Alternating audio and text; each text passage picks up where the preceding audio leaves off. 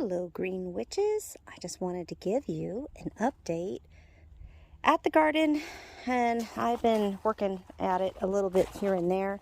We've removed some stuff and gotten some things away.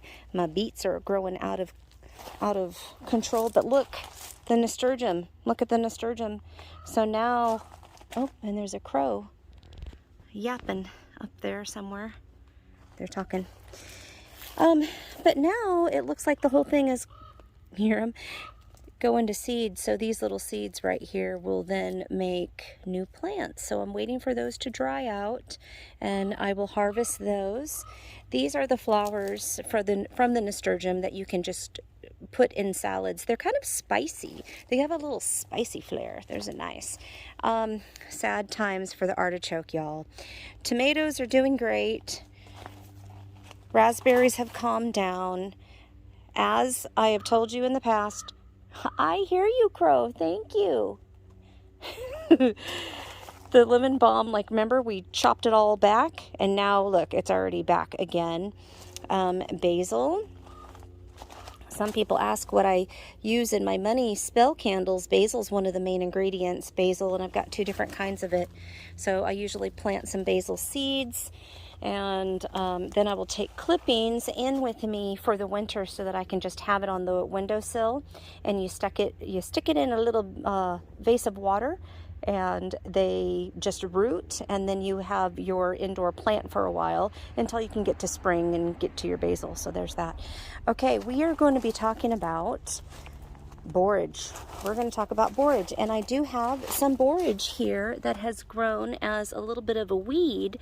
It is in the Pacific Northwest as a weed, which I think is interesting because it's so sought after. You know, it's so sought after in regards to magical workings as well as stuff. These have the most beautiful little blue flowers with a little like spike on them. They're kind of cool. Let me see if I can zoom in on that. Ooh, there you go. Look at that. Doesn't it look almost deadly? It's not sharp or anything, but it's kind of cool looking, right? That is the 5-pointed borage flower right there. Let's zoom back out if I can. And so we got another one that's open right here so you can see it. We're going to take these inside and we are going to dry them out. We've got some others that are coming up, but as you can see, they're all closed. So we don't want those just yet. So we're going to take these ones that are open, and then we're going to go inside and we're going to talk about it for a little bit. Okay, I'm back from the garden, back in the witching room, and today we have little Siggy that's helping me out today. She wants to help me out. Pardon the hair, I'm a little mess. I was just in the garden. So these are the little sprigs of the borage that I picked from the garden. I don't know if you guys can see those, but they're really pretty. They almost look purple in here, but they're really a bright blue, like a periwinkle, if you will. Let me hold up one more so you can see how all of the little flowers sort of droop. And then there's like one that's just sort of bright and sticking up. Let me see if I can get that there. You guys can see it. Very pretty. I have, these are edible. Of course, with anything, I never say I'm a doctor or any of that. So you want to go to an actual professional if you're going to ingest these, if you intend on using their oil, if you're wanting to make some sort of infusion, if you're interested in making a tea.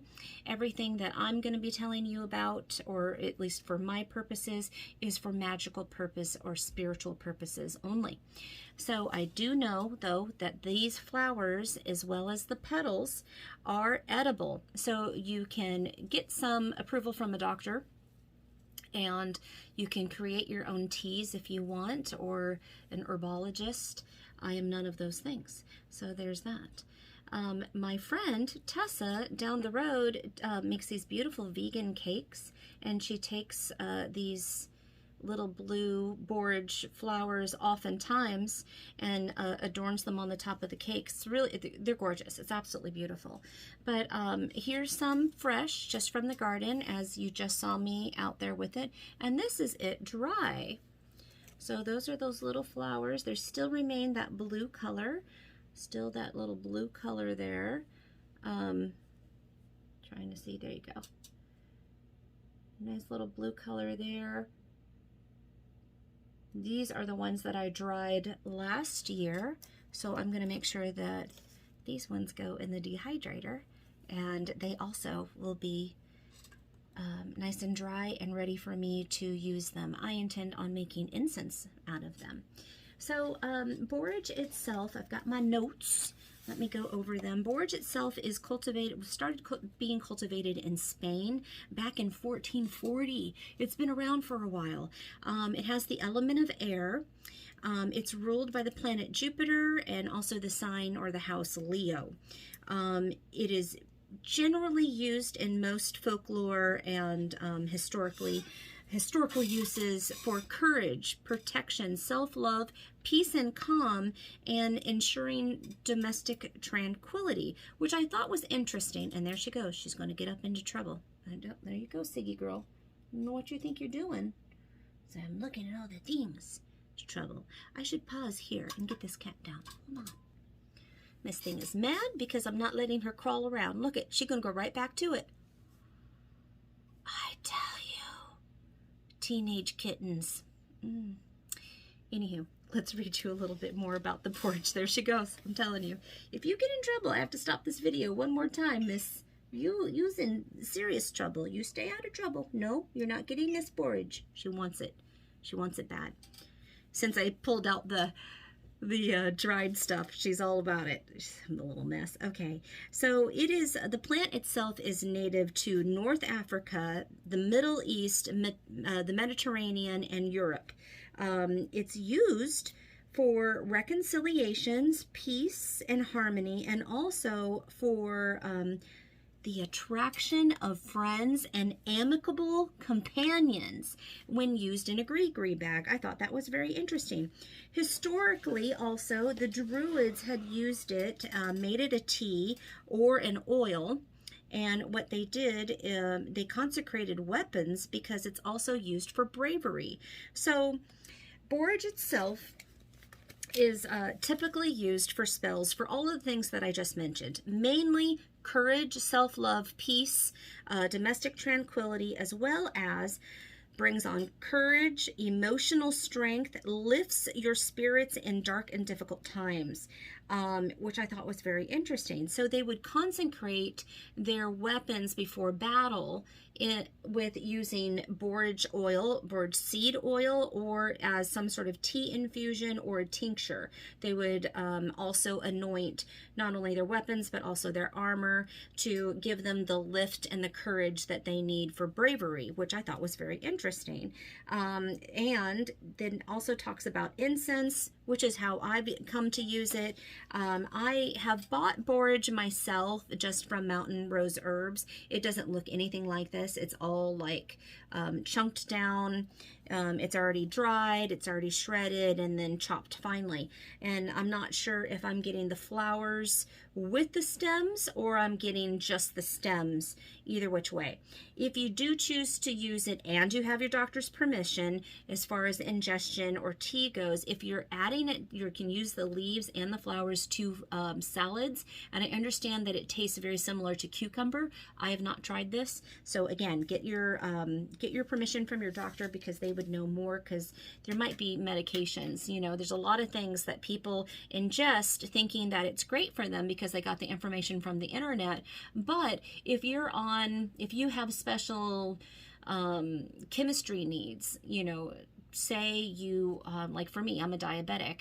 I understood very quickly, and actually a friend had told me, oh, you can't use St. John's as a tea, St. John's wort as a tea. I said, I can't? You know what it does? It actually negates my diabetic medication. So it wouldn't work as well. So you want to make sure you're always, you know, if you're going to ingest anything herby wise, you just make sure that you're talking to a doctor, because it might actually have a counteraction with your meds that you're currently on, or with something chemistry within you. So you want to be careful of that. So they did make mention that the herb is associated with the Hierophant card in tarot. So I brought up a couple of Hierophant cards. This is from the Slow Tarot. So I thought that you guys would want to see that. And I thought that it was interesting that this from the Slow Tarot and this from the Jack-o'-lantern tarot there's the Hierophant. Look at that. Both are men of the cloth, if you can see. Both of those are men of the cloth. And I wanted to read you a little excerpt from that, from one of the books, because the Hierophant, it talks about all kinds of things. So the Hierophant is associated with ethics, morality, and various formal and informal social contracts that keep humanity from devolving into a self-destructive and violent horde. I find that interesting because I just watched the recent episode of The Sandman where one of the people in there has a ruby, and wants to make the world, this ruby grants all of his wishes, right? And wants to make the world an honest place, so no more lying. And some of people in society are not giving their full-on 100% truth because a lot of people couldn't handle it. And especially in a customer service industry, you're not really allowed to do that. But some of those niceties, the politeness, also keeps us from going overboard and overwhelming others with emotions and running away with ourselves, right? So I thought that was interesting that this plant, it really promotes a lot of calm, it promotes peace, it promotes tranquility between others. It can also be used, they also said that it could be used for reconciliation and other things. And then the Hierophant card here is telling us that we need to kind of check ourselves basically before we wreck ourselves. So yeah, so for many, these codes of construct are instilled in religious indoctrination. I can speak words. And the Hierophant represents both enlightened and oppressive influence of dogma on the seeker. So you could use it for good or bad.